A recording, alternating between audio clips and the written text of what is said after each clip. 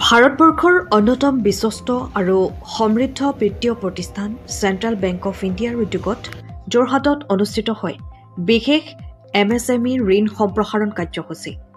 যোৰহাট উজনি অসমৰ ক্ষেত্ৰীয় কাৰ্যালয়ৰ উদ্যোগত আৰু আঞ্চলিকৰ মুখ্য প্ৰবন্ধক অনিল কুমাৰৰ অধ্যক্ষতাত অনুষ্ঠিত এই অনুষ্ঠানটিয়ে বিশেষকৈ ক্ষুদ্ৰ আৰু মধ্যম উদ্যোগপতিসকলক অৰ্থনৈতিকভাৱে ক্ষমতাবান কৰাৰ উদ্দেশ্যে আগবঢ়োৱা হৈছে। যোৰহাটৰ ক্লাবৱে গ্ৰেণ্ডত আয়োজন কৰা এই এদিনীয়া কাৰ্যসূচীত উজনি অসমৰ লগতে নাগালেণ্ডৰ কেইবাগৰাকীও উদ্যোগী উপস্থিত থাকে। অঞ্চলটোৰ উদ্যোগপতি আৰু নৱ উদ্যোগিক বেংকৰ বিভিন্ন ধৰণৰ ঋণ সুবিধা, সহজ আবেদন প্ৰক্ৰিয়া আৰু কম সুতত ঋণ লাভৰ সুযোগসমূহ সম্প্ৰসাৰণৰ বিষয়ে বুজাই দিয়া হয়। নতুন কৰ্মসংস্থান সৃষ্টি হোৱাৰ লগতে স্থিতিশীলতা আহিব। অনুষ্ঠানত বিশেষ উদ্যোগ হিচাপে মহিলা শক্তি সন্মান শীৰ্ষক কাৰ্যসূচীৰ জৰিয়তে কেইবাগৰাকীও মহিলা উদ্যোগীক সন্মানিত কৰাৰ লগতে ঋণ প্ৰদান কৰা হয়। মহিলাসকলক বিভিন্ন ধৰণৰ উদ্যোগ স্থাপন, ব্যৱসায় বিস্তাৰ, গৃহভিত্তিক উদ্যোগ আদিৰ ক্ষেত্ৰত সহযোগিতা প্ৰদানৰ লক্ষ্যে ঋণ অনুমোদন কৰা হয়। মহিলা স্বনিৰ্ভৰতা আৰু সমাজত অৰ্থনৈতিক অংশগ্ৰহণ বৃদ্ধি কৰাত এই পদক্ষেপে গুৰুত্ব ভূমিকা গ্ৰহণ কৰিব বুলি উল্লেখ কৰে আয়োজকৰ দলটিয়ে।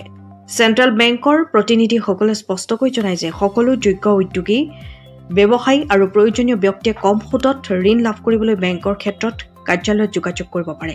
অঞ্চলটোৰ অৰ্থনৈতিক বিকাশত এই ঋণ সম্প্ৰসাৰণ অনুষ্ঠানটিয়ে এক ধনাত্মক বাৰ্তা প্ৰেৰণ কৰিছে। যোৰহাটৰ পৰা অনুপম বৰাৰ ৰিপৰ্ট, পোহৰ লেভিড।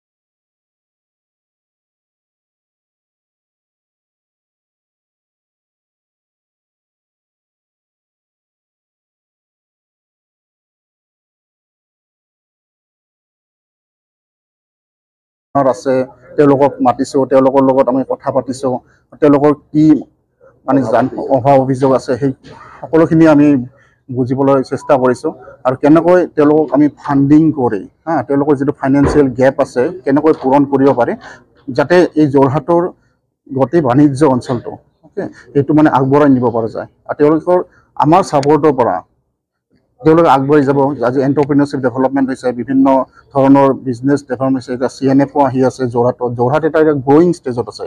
যোৰহাটৰ কাৰণে আমাৰ বহুত ধৰণৰ ইয়াত যিহেতু চাহ খেতিৰ কাৰণেও বহুত ধৰণৰ সুবিধা আছে, ইনফ্ৰাষ্ট্ৰাকচাৰ ডেভেলপমেণ্ট কৰিব পাৰে, ষ্ট'ৰেজ কৰিব পাৰে, পেকেজিং কৰিব পাৰে। গতিকে সকলোখিনি দিশৰ ফালৰ পৰা যে যোৰহাট এতিয়া বহুত আপাৰ আছামৰ কাৰণে এটা চেণ্টাৰ হাব হৈ আছে।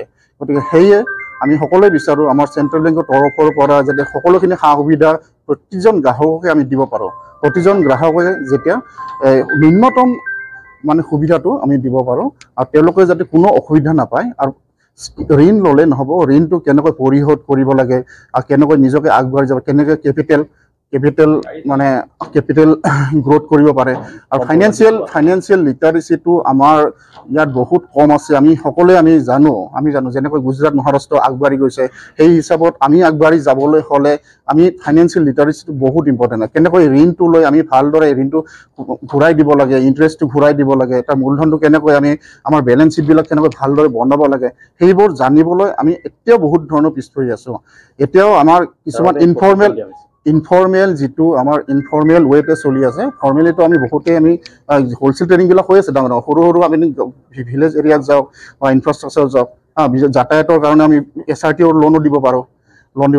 সেইকাৰণে বিভিন্ন ধৰণৰ বাছ সেৱা যিবিলাক আমাৰ উঠি অহা প্ৰজন্মই কৰিব পাৰে। গতিকে আমি সকলোৰে কাৰণে প্ৰস্তুত হৈ আছোঁ। আমাৰ central bank of India Jorhat, আমাৰ ৰিজিয়নেল অফিচ, আমাৰ 3টা ব্ৰাঞ্চ আছে। আমি সকলোৱে সদায় কাষ্টমাৰৰ চেণ্ট্ৰেল বেংকে মোক বহুত ক্ষেত্ৰতে সুবিধা কৰিছে। মোৰ অলৰেডি CC একাউণ্ট আছে বেংকৰ লগত, প্ৰায় 3-4 বছৰ হ'ল। এতিয়া মই নতুন বিজনেছ প্লেন কৰি আছোঁ। প্লাছ লাষ্ট মান্থ মই চেণ্ট্ৰেল বেংকত বিজি কৰিছোঁ গোৱালিয়ৰ ব্ৰাঞ্চত। তেখেতলোকেও বহুত ধুনীয়া ৰেছপন্স দিছে। প্লাছ এতিয়া বৰ্তমান যোৰহাটৰ গোটেইকেইটা ব্ৰাঞ্চতে মই এছ'চিয়েটেড, মোৰ একাউণ্ট আছে, চলি আছে। হয়, মই CC লোন আগতে লৈ থৈছোঁ সৰু এমাউণ্ট, বাট ৰাইট নাও এতিয়া মই আপোনাৰ অলপ ক্ৰেডিট লিমিটটো বঢ়াবলৈ কৈছোঁ, ৰিকুৱেষ্ট কৰিছোঁ। অলৰেডি মই লেটাৰ দিয়া হৈছে, মেইল কৰা হৈছে, আৰু গোটেইকেইটা ব্ৰাঞ্চৰ পৰাই মই বহুত ধুনীয়া ৰেছপন্স পাইছোঁ, আৰু আপোনালোকৰ ছাৰ্ভিচৰ পৰা মই ছেটিছফাইড। हमारा सेंट्रल बैंक आज के डेट में पूरे भारतवर्ष में MSME क्रेडिट आउटरीच प्रोग्राम का आयोजन किया है, जिसमें हम लोगों ने अपने नॉर्थ ईस्ट के 3 रीजन में लगभग 100 करोड़ का लक्ष्य निर्धारित किया है।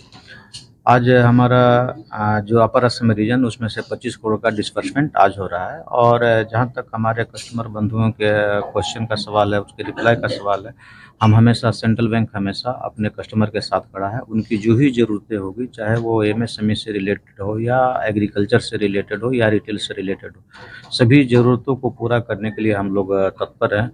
खुशहाल कस्टमर, खुशहाल बैंक।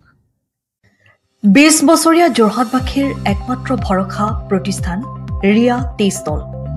হয়, যোৰহাট পুৰণি বালিবাট স্থিত বেজী পথত আপোনালোকৰ আপোন আৰু ভৰসাৰ চাহ, মিঠাই, বিভিন্ন সুস্বাদু সমৃদ্ধ বিপণী Riya tea stall. Riya tea ষ্টলৰ দ্বিতীয়খন সংযোজন ৰিয়া টি ষ্টল ৰাইজৰ বাবে মুকলি। ইয়াত নানান ধৰণৰ বিস্কুট, ব্ৰেড, সুস্বাদু পেষ্ট্ৰি, কেক, চাহ, কফিৰ লগতে বাৰ্থডে কেক উপলব্ধ। লগতে অৰ্ডাৰ মতে যোগান ধৰা হ'ব। তেনেহ'লে পলম নকৰি আহক আপোনালোকৰ প্ৰিয় বিপণী ৰিয়া টি ষ্টললৈ।